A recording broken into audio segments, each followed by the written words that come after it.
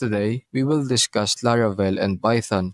In order to process URL requests and route them to the relevant code, the Laravel and Python web frameworks both make use of package management. Python uses PIP and Laravel uses Composer.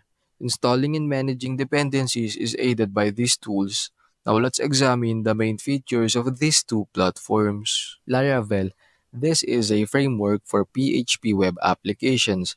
It was created especially to make web development using PHP easier, offers a strong framework made especially for web development that includes capabilities like database administration, routing, and authentication. Python.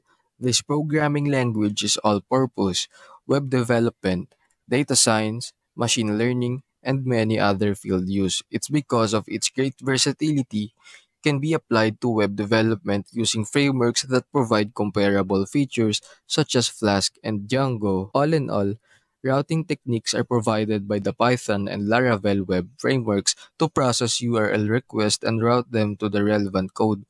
You may use both to create web apps. Python accomplishes this via frameworks like Django and Flask, but Laravel is a framework designed for this purpose.